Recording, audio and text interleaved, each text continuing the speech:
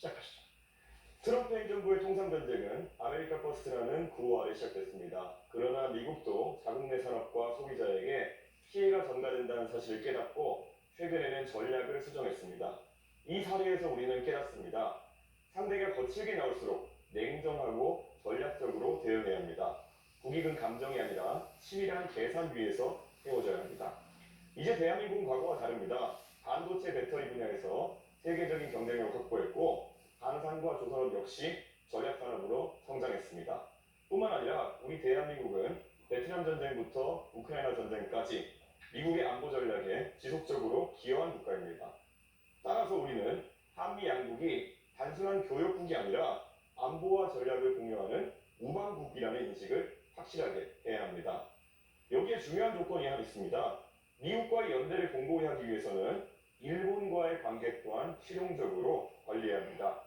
그런데 이재명 후보는 일본 문제를 정치적으로 이용해온 바가 있습니다. 그리고 과거에 일본을 적성국가라고 표현하기까지 했습니다. 이런 접근으로는 외교 안보의 복잡한 전략 환경을 감당할 수 없다고 생각합니다. 지금 대한민국에 필요한 것은 감정이 아닌 국익, 선언이 아닌 실행입니다. 그것만이 대한민국을 글로벌 위기 속에서 지켜낼 수 있습니다. 네, 이재명 후보 공약 발표하시죠. 네, 트럼프 대통령이 취임하면서 국제 경제 질서가 요동치고 있습니다. 물론 그 트럼프 취임 이전에도 이제 국제사회가 이미 자국 중심주의, 보호무역주의로 회귀하고 있었지만 트럼프 취임으로 인해서 이게 극단화된 것 같습니다. 특히 관세 정책을 통해서 이제 우방국까지 상당히 높은 강도의 압박을 하고 있습니다.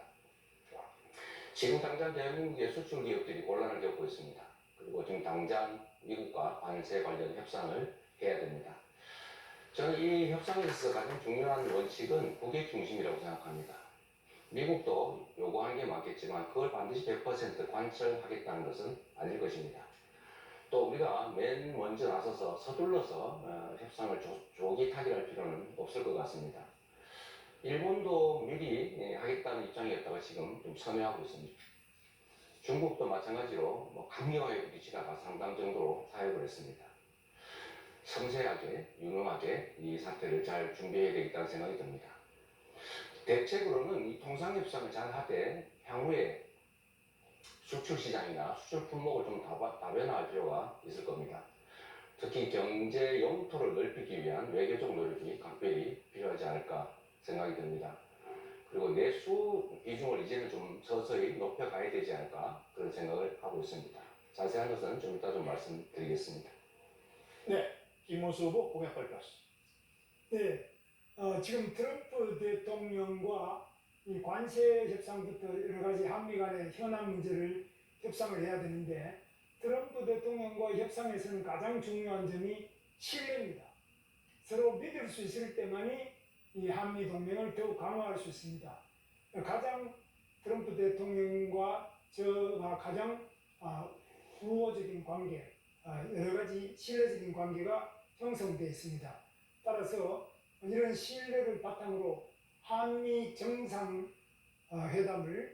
제가 당선되면 바로 정상회담을 개최해서 저희들의 여러 가지 문제, 한미 간의 현안 문제는 단순히 통상 문제만이 아니라 주한 미군의 문제, 북한의 핵 무기에 대한 대응, 그리고 중국과의 관계, 또 러시아 문제, 우크라이나 문제, 여러 가지 문제가 있습니다. 우리 한국과 미국 사이는 여러 가지 측면에서 서로 가치를 공동으로 공유하고 있고 또 이익을 공동으로 공유하고 있습니다.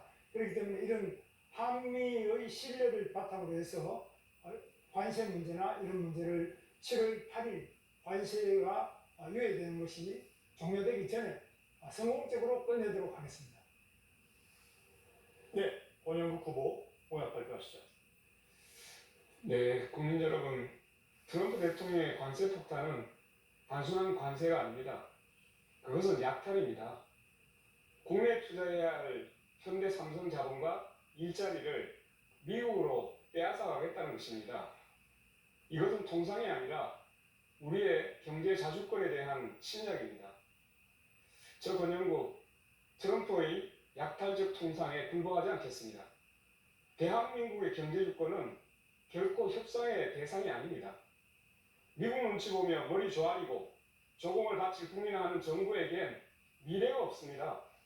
싸워야 할 때 싸우지 않는 지도자는 국민의 자존을 지킬 수 없습니다. 스스로 운명을 개척하는 지도자, 자존을 확립한 중견국가의 품격을 가지고 세계의 노동자들과 함께 트럼프와 맞서야 되지 않겠습니까? 그래서 제가 트럼프에게 레드카드를 보냅니다. 다시 보냅니다. 지금 세계는 트럼프와 맞서 싸우고 있습니다. 캐나다, 호주, 멕시코에서 개런하게 트럼프에 맞선 지도가는 승리하고 있습니다. 우리는 미국과 중국 어느 쪽에도 비굴 해서는 안 됩니다. 여러 나라들과 연대해서 다자 외교를 펼쳐가야 합니다. 경제 주권과 민생을 우선해서 반도체, 배터리, 에너지 전환, 기후, AI, 바이오 등 국가 산업의 소속을 다지겠습니다. 사람 중심의 경쟁력을 세우겠습니다. 네, 후보들의 공약 들어봤습니다. 주도권 토론으로 바로 이어가죠. 주도권을 가진 후보가 상대 후보를 지명해서 주제와 공약에 대해 질문과 답변을 이어가면서 주도권을 잡고 토론하면 됩니다. 각 후보의 주도권 토론 시간은 6분 30초고요. 주도권을 가진 후보는 한 번 발언하거나 질문할 때 가급적 1분 이내로 해주시기 부탁드립니다. 반드시 2명 이상과 토론해야 하고 상대 후보의 답변 시간 최소 30초를 보장해야 합니다. 자, 이대로 진행되지 않으면 사회자가 개입한다는 점도 알려드리겠습니다. 자, 그럼 이준석 후보부터 주도권 토론 시작하시죠. 예, 이재명 후보께서 최근에 중국과 대만에 관여하지 말고 모두 CC하면 된다 이래가지고 비난을 받은 바가 있습니다. 그런데 뭐 가질 수 있는 입장인데 이건 너무 친중국적인 입장 아니겠습니까? 어떻게 생각하십니까? 너무 단편적인 생각이라고 생각되고요. 제가 드리는 말씀은 국익 중심으로 판단해야 되고 대만과 중국 간의 그 분쟁에 우리가 너무 깊이 관여할 필요가 없다. 현상을 존중하고 우리는 거리를 유지해야 된다. 대만과 중국이 다투면 뭐 대만에도 좋은 관계를, 중국에도 좋은 관계를, 다른 나라도 좋은 관계를 유지할 필요가 있다. 제가 그런 취지의 말씀을 드린 것이고요. 중국 친중이다 이렇게 생각하는 것은 좀 정치인으로서는 좀 적절치 않은 표현 같습니다. 예, 그런데 이런 관점에서는 그러면은 앞으로 국제적 분쟁이 발생했을 때 다른 나라도 우리에 대해서 비슷하게 생각할 수 있는 거 아닙니까? 미국 입장에서 트럼프가 뭐 한국이 북한하고 좀 싸우면 어때? 우리 그냥 둘 다 실시하면 되지 이렇게 나오면 곤란한 거 아닙니까?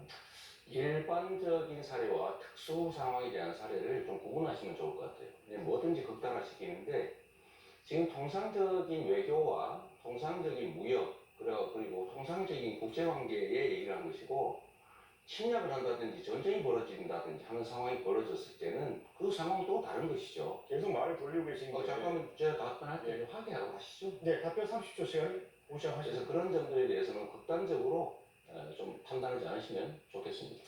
대만과의 관계에서 서로 잘 지낸다 이런 것은 최근에 대만 기업에 대한 위협이 가중된 상황에서 유사시 발생했을 때 어떻게 대응하겠느냐라는 취지의 그런 질문일 텐데 결국에는 유사시엔 다를 수 있다는 취지로서 답변하신 거 아닙니까? 그럼 이걸 또 대만이 듣고 중국이 듣고 또 다른 생각할 텐데 이런 식으로 외교에 대해 가지고 하루 자고 일어나면 맨날 답변이 바뀌는 듯한 모습을 보이시면은 신뢰가 떨어지게 되어가지고 결국 외교 관계에서 불리한 입장에 놓이게 됩니다.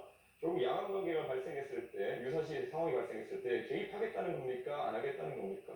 침략을 당했을 때 대만이 모든 상황들을 가정을 해가지고 극단화시켜서 판단하면 문제가 생깁니다. 상황이 전개가 됐을 때 그 상황에 맞춰서 유연하게 판단해야 되고 그 판단의 기준은 역시 대한민국의 국익이라야 되고요. 그럴 때 일단 어떤 걸 가정했다고 해서 그대로 밀고 나가면 절대로 안 되죠. 이 외교 관계는 특히 적변하기 때문에 상황에 따른 판단들을 달리 해야 됩니다. 지금 어떤 상태를 가정하고 결정해놓고 상황이 바뀌어도 그대로 가겠다 하는 건 정말 위험한 생각입니다. 예. 이재명 후보의 공약 중에 보면요 해남의 소라시도 부지에다가 결국에는 데이터 센터를 왕창 만들겠다. 그리고 그를 위해 가지고 풍력 발전, 서남 해안의 풍력 발전을 많이 활용하겠다 이런 말씀하시는데요. 우선 기본적으로 풍력 발전이 데이터 센터의 안정적인 운영을 위한 알맞은 에너지원이라 보지 않습니다. 그렇기 때문에 결국에는 전라도에선 위에 영광의 원전이라든지 아니면 여수에 있는 화력발전소 등을 이용해가지고 전력을 공급해야 될 것으로 보이는데요. 왜 굳이 그런 불안정한 풍력발전 전원이 있는 곳에다가 이런 데이터 센터를 공약하게 되었는지 의문이고요.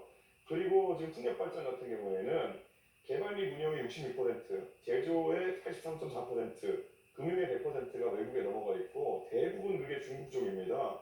터빈 분야에서도 보면은 우리나라 업체 점유율 28%에 불과합니다. 그런데 이런 식으로 전력 생산 단가도 높고 실제로 중국이 많이 장악하고 있는 풍력 발전 시장에 대해 가지고 계속 이렇게 우호적인 발언하는 이유가 무엇인지 궁금하고요. 풍력 발전 같은 경우에는 태풍이 불어서 25m/s 이상의 바람이 불게 되면은 가동을 중지해야 됩니다. 그럼 데이터 센터의 기본적인 조건이 뭐냐면은 안정적인 전력 공급입니다. 그럼 아까 말했던 것처럼 영광에서 여수에서 전력 끌고 와야 되고 데이터 케이블 같은 것도 부산에서 끌고 와가지고 이걸 해야 되는데 도대체 중국을 위한 것이 아니라면은 이게 누구를 위한 것입니까? 자꾸 저를 친중으로 한번 몰아보려고 애쓰시는 것 같은데 매우 부적절하다는 생각이 들고요. 원래 이 데이터 센터들은 기본적으로 재생에너지를 쓰는 게 지금 표준이죠. 재생에너지는 기본적으로 가능성이라고 하는 불규칙성이 원칙입니다. 그래서 이 SS라고 하는 시스템을 넣은 거죠. 에너지 스토리지 시스템을 만들어서 많을 때는 저장하고 적을 때는 공급하고 또 기저전력도 공급할 수 있기 때문에 불가능하다 생각하는 것 자체가 좀 잘못된 생각인 것 같습니다. 그 ESS라는 것도 하루 이틀 버티고 2, 3일 버티는 것이라서 제가 구체적으로 태풍 같은 상황이 발생해가지고 4, 5일 동안 만약 풍력발전기가 가동하지 않게 되면은 계통 자체가 흔들리게 된다라는 말씀을 드리는 건데 그렇게 자꾸 피상적으로 말씀하시면은 토론이 되지 않습니다. 그래서 김은수 분께 여쭤보겠습니다. 김은수 분께서 인력 양성에 대해서 말씀하실 때 수출 전문 인력을 10만 명 양성하겠다 하셨는데요. 이게 AI 전문 인력도 20만 명 양성하시겠다 그러고 좀 규모가 큰 인재 양성 프로젝트를 얘기하시는데요. 지금 한 해에 20만 명씩 태어나는 상황 속에서 수출 전문 인력 10만 명은 어떻게 양성하겠다 하신 건지 궁금합니다. 어떤 사람들입니까? 수출 전문 인력은 꼭 미국이나 이런 데만 수출하는 것이 아니라 전 세계적으로 지금 많이 지금 우리나라 수출도 되고 있기 때문에 그런 부분에서 대학교에 관련 학과만이 아니고 또 인문계, 그냥 예능계, 체육계 이렇게 나온 분들도 세일즈를 한다든지 수출 부분에 대해서 각 전문 기관이나 또 기업에서도 지금 하고 있습니다. 이렇게 해서 1년에 뭐 10만 명, 20만 명 하는 게 아니고 제 임기 중에 그렇게 한답니다. 예. 이재명 후보께서 옛날에 2023년에 윤석열 대통령이 미국의 대중국 반도체 판매 통제력을 수용하면 직권남용이다 이렇게 말씀하셨습니다. 형사적 죄가 된다 말씀하신 건데요. 이런 미국의 요구에 대응해야 된다. 그걸 불응하는 얘기인데요. 사실 이렇게 얘기하실 것 같으면 최근에 HMM의 본사 이전이라든지 이런 것에 개입하시는 것도 직권남용죄에 해당할 수 있다 이렇게 볼 수 있을 텐데요. 왜 윤석열 대통령은 기업에 대해서 얘기하면 직권남용이고 이재명 후보는 할 수 있다라는 입장인지가 궁금합니다. 네, 자 이준석 후보의 주도권 시간이 끝났기 때문에 자 다음 이제 이재명 후보의 주도권 토론 시간입니다. 답변부터 시작하셔도 됩니다. 네, 뭐 별로 중요하지 않은 얘기라서 간단하게 말씀을 드리면 제가 강제로 하겠다는 게 아니고 수출 금지는 강제죠. 부산으로 이전하도록 유도하는 건 강제가 아니죠. 그런 구분을 좀 하시는 게 좋을 것 같고요. 이 관련해서 미리 좀 말씀을 드리는데 뭐든지 극단적으로 단정하고 전제를 왜곡해서 질문을 하거나 주장을 해요. 예를 들면 제가 말씀드린 것은 경제는 순환이다. 이걸 설명한 거지 그렇게 하겠다라고 한 게 아닌데 그렇게 하면 안 된다 이렇게 주장하잖아요. 그거 잘못된 거죠. 이게 국민의힘 출신들의 일반적 특성인지는 모르겠는데 김문수 후보도 비슷하시더라고요. 제가 커피 원가 얘기를 한 것은 원재료값이 이만큼밖에 안 드는데 시장을 맞춰서 팔면은 전업하면 오히려 도움이 된다 이 얘기를 한 건데 이걸 왜곡을 해가지고 국민의힘 비대위원장이신가요? 김용태 의원이신가? 다운비를 쳐가지고 이재명 후보가 원가가 120원인데 비싸게 판다. 비싸게 팔고 있다. 라면서 자영업자를 공격했다고 왜곡 조작을 했더라고요. 좀 그러지 않으면 좋겠다는 생각이 들고요. 그 다음에 아까 이게 경제가 그냥 정부 재정을 투자하면 효과가 없다 이런 취지의 말씀을 하시는데 그냥 질문은 아니고 주장이에요. 뉴딜이라고 들어보셨는지 모르겠어요. 이 경기가 침체가 되면 정부가 재정을 투자해서 그냥 일자리도 만들고 무료 그 지원도 하고 이렇게 해서 경제가 다시 활력을 찾지 않습니까? 이거는 기본이다. 정부 재정의 역할, 금융의 역할이라고 하는 것은 본질적으로 있는 거죠. 그 말씀 드리고 아까 주제에서 가능한 벗어나지 않는 질문을 드려보겠습니다. 김문수 군이. 네. 지금 이 경제가 대한민국 경제가 마이너스 성장, 0% 성장 이렇게 된 데에 대해서 국민의힘의 책임, 또 윤석열 정권의 주무장관으로서 책임감 느끼거나 아니면 죄송하다는 생각 안 드십니까? 저희는 매우 죄송하게 생각하고 또 어려운 점이 많지만 이재명 후보의 책임도 매우 크다. 그래서 이재명 후보께서는 우리가 하려고 하면 전부 반대를 합니다. 그래서 기껏 만들어내는 것이 노란봉투법, 중대재해처벌법, 반도체 특별법 이런 것도 반대하시고요. 지금 본인이 약속한 것도 전부 어깁니다. 그러니까 경제가 살아날 길이 없습니다. 지금 대통령도 잘못한 것이 개혁이라든지 이런 것은 반대합니다. 충분히 들었고요. 법을 자꾸 이상한 법을 만들고 충분히 들었고요. 만듭니다. 그래서 지금 네. 이것들이 해외로 빠져나갑니다. 30%로 넘어가면 주도권을 가진 후보가 제지할 수 있습니다. 일단은 국민의힘에서 뭘 하려고 했는데 민주당이 뭘 막았다는데 구체적으로 예를 한번 들어봐 주시면 좋겠고요. 두 번째로 지난 3년간은 민주당이 그나마 뭘 하려고 하면 정부가 다 반대했지 정부가 하려고 하는 걸 민주당이 막았던 기억이 별로 없어요. 일단 그 말씀 하나 드리고요. 제가 직접 묻고 싶은 건 이겁니다. 이 통상 문제에 관해서 이게 한덕수 총리도 역시 일종의 정치적 공동체 아니었습니까? 그렇습니다. 책임을 같이 져야 될 텐데 지금 대미 관세 협상과 관련해서 이분이 그렇게 말씀하셨어요. 트럼프 대통령이 자랑스러워할 협상을 했다 이렇게도 얘기하고 또 한 번은 원래 무역과 안보를 분리하는 게 우리 정부의 기본 방식인데 사안의 성격에 따라서 방위비 협정을 다시 할 수도 있다 이렇게 인터뷰를 하셨어요. 이거 바람직한 태도라고 보십니까? 그렇게 하면 안 되는 거 아닌가요? 네, 그 부분에 대해서는 여러 가지 문제 제기를 하시는 것도 좋지만 네. 제가 이제 이재명 후보께서 정말 제가 간곡하게 당부드리고 싶은 것은 지금 최상목 부총리도 이제 한덕수 총리가 그만두면 최상목 부총리가 통상을 맡아야 되는데 계속 탄핵한다고 그래서 그것도 그만뒀지 않습니까? 사람이 일을 할 수가 없어요. 총리 탄핵하고 대통령 탄핵하고 또 경제부총리 탄핵하고 계속 탄핵해서 또 법은 아까 말씀드린 우리가 하자면 안 해준 거 없다 그러는데 그동안 얼마나 많은 법을 네, 안 잠깐만요. 저는 예. 제가 여기서 말씀드릴 필요 없이 국회에서 너무 무책임한다는 생각이 드는데요. 지금 이게 미국 대통령이 자랑스러워할 협상이다 이렇게 얘기한 거는 퍼주기 하겠다는 취지인데 이런 점에 대해서 책임을 좀 지는 게 중요하다는 생각이 들고요. 또 한 가지는 이런 것도 제가 한번 여쭤볼까 싶습니다. 지금 서두르면 안 되는 거 아닙니까? 네. 근데 지금 정부 구성도 안 되는데 왜 이렇게 서두르는 거예요? 서두르는지 자체 잘 모르십니까? 서두른다기보다는 여러 가지 애로를 신속하게 해결하자 이런 거지 그 서두른다 이렇게 표현하시면 그런 거는 정부 정책을 집행하는 통상 문제가 매우 심각한 주제인데 그거를 그냥 일상적인 잡무 처리하듯이 생각하시면 안 될 것 같은 생각이 들고요. 권영국 부모님 네. 이 문제 관심 많으실 것 같은데 네. 저는 이 관세 협상에 있어서는 사실은 미국도 그렇게 압도적 우위에 있는 상황은 아니라고 보여져요. 그들도 급하지 않을까. 지금 부과한 관세 그 자체를 100% 그대로 유지하기 좀 어려울 거예요. 그러면 결국 협상의 여지가 있다는 생각이 들고 서두르지 말아야 된다. 신중하게 해야 된다. 그다음 특히 민간 기업의 투자라든지 또는 정부의 정책이라든지 이런 것들 좀 모아서 우리가 협상 카드도 좀 만들어야 된다고 생각하는데 좀 그런 문제에 대해서 혹시 고민해 보신 바가 있으시면 좀 말씀해 주시면 좋겠습니다. 예, 지금 트럼프의 관세 정책은 굉장히 변화가 많습니다. 실질적으로 여러 처음에 중국에 대해서도 엄청난 관세 폭탄을 터뜨렸다가 중국에서 국제를 팔기 시작하니까 굉장히 위협을 느꼈죠. 그래서 결국은 중국에 대해서도 유예하고 협상하자 이렇게 나왔습니다.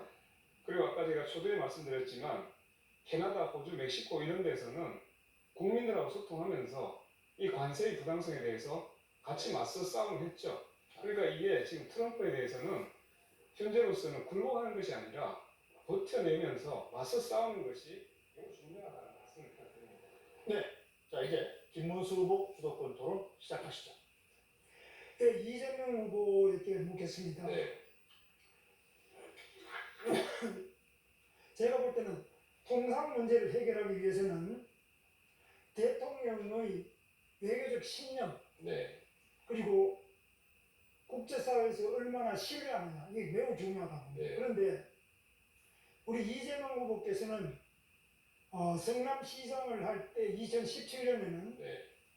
미군 철수를 각오하고 나도 경제 파탄을 불러오는 사드 배치를 철회해야 된다 그러시고 또 그 다음에 2023년 당 대표 시절에는 칭하이밍 주한 중국 대사와 한미 외교 정책에 대해 이재명 대표가 그 자리에 칭하이밍 대사가 그 잘못된 판단이다 나중에 반드시 후회할 것이다 이런 협박성 발언을 했는데도 그 자리에서 반대를 못하고 반박을 못하고 그냥 물러섰어요. 그 다음에 또 중국과 대만 사이의 문제에 대해서도 그게 2023년 당대표 시절입니다.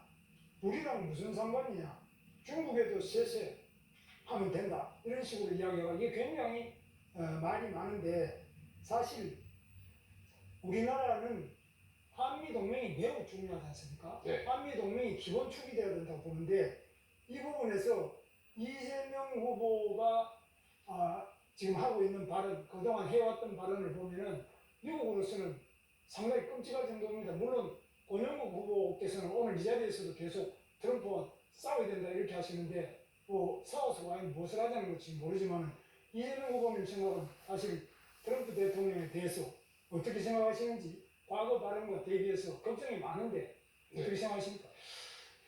걱정 안 하셔도 됩니다. 네. 제 말씀을 드리자면 한미 동맹은 중요하죠. 그리고 앞으로도 계속 확장 발전돼 가야 됩니다. 안보 동맹에서 이제 경제 동맹, 포괄 동맹으로 발전해 가야 되는 우리 외교의 기본축인 것은 분명하죠. 그렇다고 해서 거기에 완전히 의존하는 건 안 된다. 우리가 중국이나 러시아와 관계를 완전히 또 배제하거나 적대적으로 일부러 갈 필요는 없다. 제가 그 말씀을 드리는 것이고 외교는 언제나 국익 중심으로 실용적으로 접근해야 된다. 이 말씀을 그렇게 드린 겁니다. 그런데 배제하자 이렇게 말하는 사람도 없고요.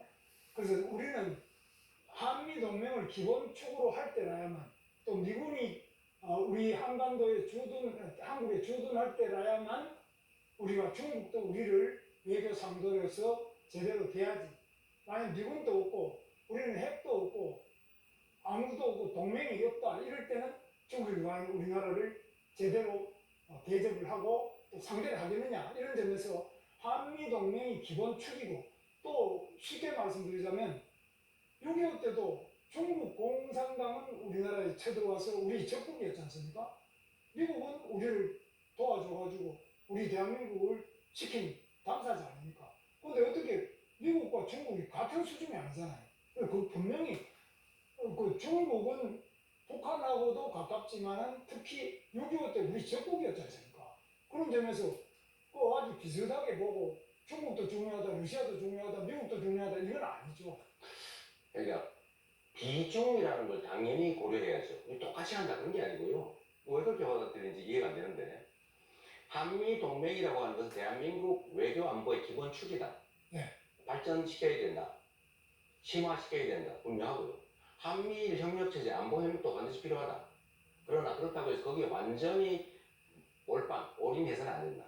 중국과 러시아의 관계도 너무 중요하기 때문에 잘 관리해야 된다. 이 말씀을 드린 것인데요. 너무 자꾸 극단화시키지 말라니까. 이 외교라는 게 얼마나 섬세하고 예민한 문제입니까?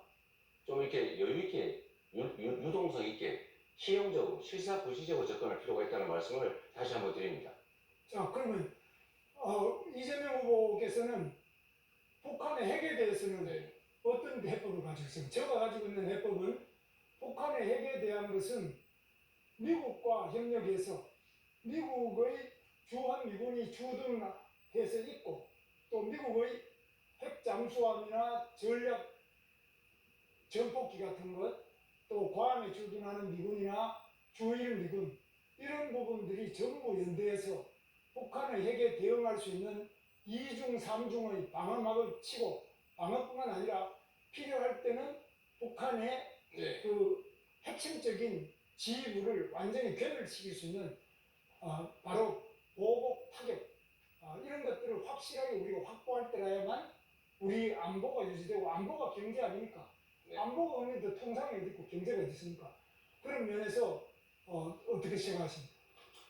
지금 이제 복잡하게 설명하신 거를 보통 우리는 핵 억지 확장이라고 그러죠. 네. 지금 그거는 이제 한미 간에 충분히 협의가 돼서 이 상당 정도 장치들이 만들어져 있습니다.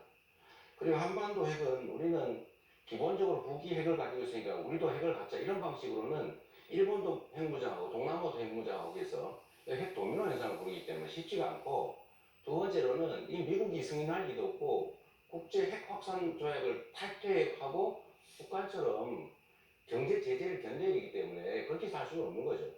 그러니까 가능한 범위 내에서 재래식 군사력을 최대한 확장을 하고 미국의 핵 확장 억지력을 최대한 우리가 함께 공유하고 그런 방식으로 지금까지 왔고, 앞으로도 그렇게 가면서 한반도의 핵을 비핵화하는 방향으로 우리가 목표를 정하고 가야죠. 그래서 그런 점에서 뭐 비핵화는 지금 매우 어려운 상태입니다만 저는 이제 핵 균형으로 가져가야 된다 이렇게 보는데, 지금 그렇게 하려면 한미 동맹이 기본 축이 돼서 이것을 강화해야 되는데 계속 반미 발언을 계속하고 그걸 두둔하고, 또 지금 그런 진보당 같은 경우는 확실한 반미 아닙니까? 우리 여기 뭐 권영국 후보 네, 자 김문수 후보 주도권 시간 6분 30초를 모두 사용하셨습니다. 자 규칙이 최소한 두 분께 질문을 하셔야 됩니다. 자 그럼 시간이 다 됐기 때문에 권영국 후보 주도권 토론 시작하시죠. 네. 자, 우선 그 이재명 후보께 질문을 드리겠습니다. 그 트럼프 대통령의 관세 폭탄은 말 그대로 약탈이라고 인정하십니까? 이 외교적 언사라고 하는 표현도 있는데 네. 본질 외교를 아니라 본질. 제가 그렇게 말할 수는 없고요. 네, 잠깐만 제가 말씀드리고 가겠습니다. 네. 그 바이든 정부 시절부터 우리 기업들은 미국의 가장 손쉬운 사실 표적이었습니다. 삼성 60조, 현대차 31조, SK하이닉스 6조, 이 세 기업만 하더라도 100조 원입니다. 미국이 공장을 짓고 미국 노동자를 채용하게 됩니다. 근데 트럼프가 이것도 모자라가지고 더 내놓으라고 말을 하고 있습니다. 이거 알고 계시잖아요. 그죠? 네, 제가 그 부분을 질문하겠습니다. 자, 관세 전쟁에서 사실 가장 먼저 위험한 것은 대기업은 그래도 자기 방어력이 있습니다. 중소기업입니다. 네. 우리 9만 5천 개의 중소기업이 수출하고 있습니다. 자, 대기업은 로비도 합니다. 근데 아까 말씀드렸듯이 중소기업은 이 관세 문제에서 자칫하면은 부품 조달이나 수출 길이 막혀가지고 폐업위기에 놓일 수 있습니다. 중소기업을 보호하기 위한 직접적이고 현실적인 대책이 있으면 30초 네 말씀 부탁드립니다. 말씀하신 것처럼 저는 미국의 기본적 전략이 미국 국민들에게도 수용이 잘 안 될 거라고 생각해요. 지금처럼 소프트 파워를 다 갉아먹으면서 미국에 대한 신뢰, 믿음 이런 거 다 갉아먹으면서 이런 식으로 하면 오래 못 갈 거라고 봅니다. 결국 어느 시점에서는 제동이 걸릴 텐데 그때까지 잘 견디는 게 중요하고요. 두 번째로는 재벌 대기업들도 사실은 잘 못 견뎌내고 있어요. 결국 정부가 나서야지. 정부가 나서되 관세 협상 자체만 가지고 부족하기 때문에 다른 요인들 한꺼번에 협상을 제가 질문 드리겠습니다.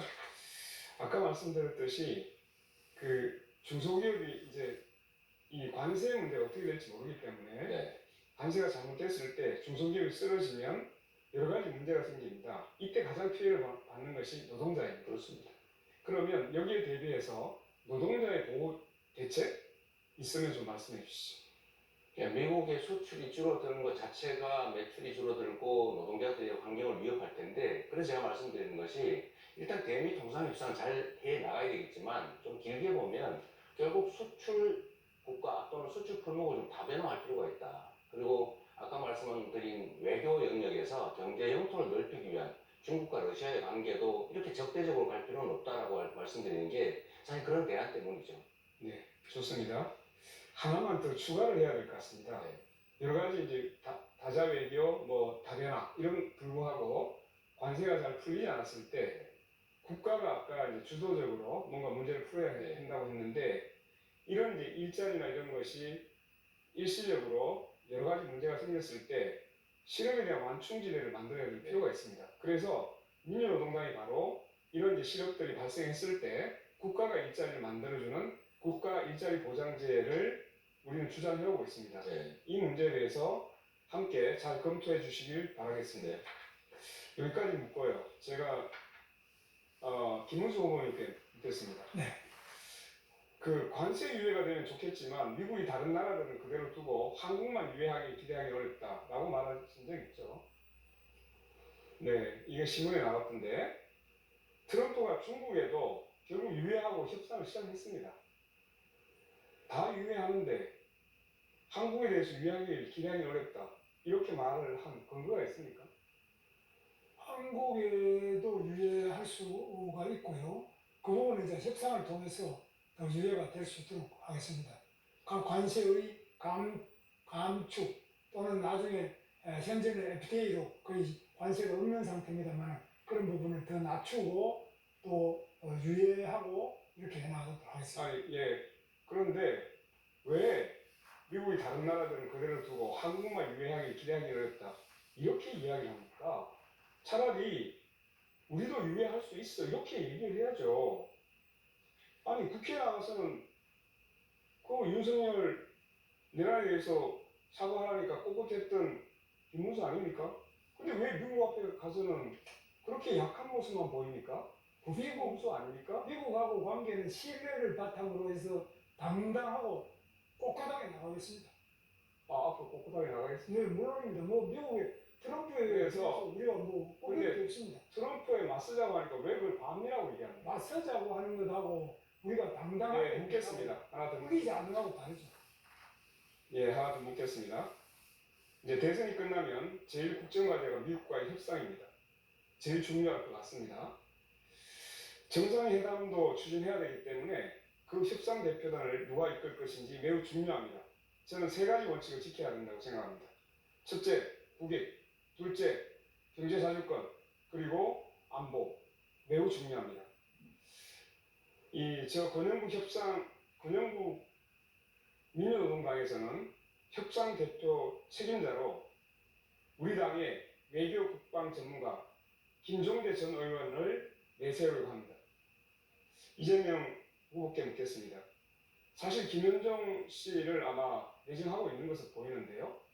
우리가 보기에는 이 경제자주권을 지키는 데 있어서는 여러 문제 비난의 소지가 있습니다. 이 문제에 대해서 어떻게 생각하시는지 말씀 간단히 듣고 두 분께 묻겠습니다. 혹시 협상 대표자를 두 분께서는 준비하고 계신지 묻겠습니다. 우선 아직은 선거가 계속 중이어서 그걸 준비하기는 사실 어려운 상태고요. 다만 기본적인 방침은 가지고 있는데 말씀하신 것처럼 우리가 싸워서 해결할 수 있다면 싸우는데 또 협상할 건 협상하고 강하게 할 건 하고 약할 건 약하게 또 협상 방법도 상당히 복합적으로 유연하게 배합해야 되기 때문에 뭐 이리적으로 네, 자, 권영국 후보께서도 주도권 시간을 모두 사용하셨습니다. 자, 여러분께서는 지금 중앙선거방송 토론위원회가 주관하는 제21대 대통령 선거 후보자 토론회를 시청하고 계십니다. 한 차례 더 공약 검증 토론을 진행해 보겠습니다. 주제는 국가 경쟁력 강화 방안입니다. 최근에 우리 경제는 수출과 생산, 소비, 투자 등 전반적인 지표가 부진한 상황입니다. 이런 가운데 세계 경제는 기술 혁신이라는 새로운 경쟁 국면에 돌입했습니다. 첨단 산업을 중심으로 한 기술 패권 경쟁이 치열해지고 있는데 우리 국가 경쟁력 강화를 위한 방안을 들어보겠습니다. 순서에 따라서 이재명 후보 공약 발표 시작하시죠. 시간은 1분 30초입니다. 네, 세계 경제가 어렵다고는 하는데 대한민국 경제만 더 많이 어렵습니다. 마이너스 성장이라는 게 상상하기 어렵지 않습니까?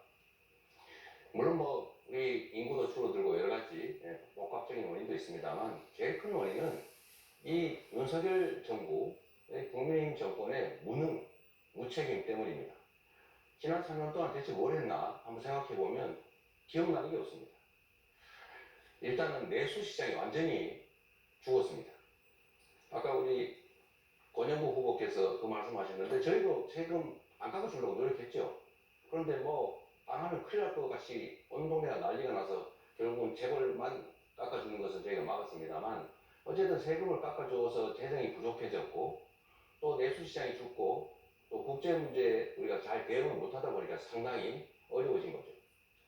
단기적 대응도 해야 되겠지만 장기적으로 성장 동력을 회복해야 됩니다. 그 첫 번째는 AI를 중심으로 한 첨단 기술 산업에 대한 투자 늘려야 됩니다. 정부가 책임져야죠. 두 번째는 지금 전 세계가 기후위기 때문에 재생에너지 사회로 전환되고 있는데 우리는 재생에너지에 대한 대책이 거의 전무하다시피 해요. 재생에너지 관련 산업을 대대적으로 신속하게 키워야 됩니다. 세 번째는 우리가 가진 특장점이 있습니다. 문화적 역량이죠. 문화 산업을 대대적으로 육성하면 길이 생길 것이다. 이렇게 생각합니다. 네, 김문수 후보 공약 발표하시죠. 저는 경제 판가리로 국가 경쟁력을 획기적으로 제고하겠습니다. 첫째는 규제를 혁파하겠습니다. 규제 혁신처를 만들어서 규제를 상시 관리 감독 철폐하겠습니다. 노동개혁으로 대기업과 중소기업 간의 격차를 완화하도록 하겠습니다. 두 번째로 첨단 인프라를 구축하겠습니다. AI 시대에 전력과 인프라를 확충하겠습니다. 에너지 도로망을 구축하고 원전 산업의 생태계를 복원해서 원전을 더 많이 활용해서 전기 요금을 대폭 낮추고 질을 높이도록 하겠습니다. 신산업 육성을 위한 과학기술 연구개발 인프라를 대폭 강화하겠습니다. GTX를 전국으로 확충해서 교통혁명으로 출퇴근 시간을 줄이고 교통복지를 실현하겠습니다. 산업 클러스터를 각 지방마다 확장하겠습니다. 기술 융합 규제 프리 규제 없는 도시를 만들겠습니다. 대학과 연구소와 기업을 연계하겠습니다. 세 번째로 미래 산업을 육성하겠습니다. 세계 최고의 인공지능 생태계를 구축하겠습니다. 반도체 미래차를 집중적으로 육성하겠습니다. 이상입니다. 네, 권영국 후보 공약 발표하시죠. 예, 우리는 지금까지 국가 경쟁력을 GDP와 무역 규모로 판단해 왔습니다. 지난 20년간 양적 수치는 정말 높아졌습니다. 그런데 노동자의 삶, 소상공인의 삶, 농민의 삶 여전히 팍팍합니다. 국민 여러분, 살림살이 좀 나아지셨습니까? 민주노동당이 20년 전에 한 질문입니다. 다시 묻지 않을 수 없습니다.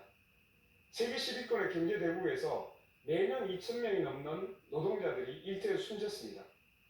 1만 4천 명 이상이 자살로 생애를 마감합니다. 노인 빈곤율 1위, 산재 사망률 1위, 자살률 1위. 이게 정말 선진국 맞습니까? 대출로 영위하고 삶을 버티는데 모든 에너지를 쏟아야만 하는 국민들입니다. 이제 국가 경쟁력의 관점을 바꿔야 합니다. 국민의 삶이 국가 경쟁력을 이어합니다. 노동이 강한 나라가 바로 진짜 선진국입니다. 저 권영국 불평등을 갈아엎고 차별 없는 나라를 만들겠습니다. 재벌 표주기 부자 감세가 아니고 서민과 노동자를 위한 나라가 되어야 합니다. 수도권과 비수도권의 불평등을 없애겠습니다. 노동이 당당한 나라, 모든 시민이 존중받는 나라, 진짜 민생이 우선인 나라 제가 만들겠는데요. 하나 대단히 유감스러운 것은 이런 이야기를 하는 분들이 잘 없어서 굉장히 네, 이준석 후보 공약 발표하시죠. 대한민국이 다시 성장하려면 정답은 분명합니다. 먼저 규제를 화끈하게 깨부숴야 됩니다. 지금 이 순간에도 많은 창업가들이 대한민국의 등을 돌리고 실리콘밸리나 싱가포르로 향하고 있습니다. 이스라엘 기업들이 미국과 기준을 맞춰서 세계로 뻗어가듯 우리도 타국과의 규제 격차를 없애야 합니다. 에너지 정책도 대폭 수정해야 합니다. 탈석탄, 탈원전, 재생에너지만 외치는 것은 결국 전기요금 폭탄으로 국민만 고통을 받게 합니다. 모든 대선 후보가 입을 맞춰서 AI 시대라고 합니다. 하지만 AI에 대한 이해도는 나쁘끄럽습니다. 이재명 후보는 AI에 100조 원을 투자하겠다면서도 매년 5조에서 15조 원에 달하는 농촌 기본소득을 도입하겠다고 했습니다. 무엇이 미래를 위한 투자인지 우선순위를 판단하지 못하고 있는 것입니다. 지도자는 한정된 자원은 어디 있을지 냉정하게 선택해야 됩니다. 다 해주겠다는 말은 결국 다 못하겠다는 말과 다르지 않다고 생각합니다.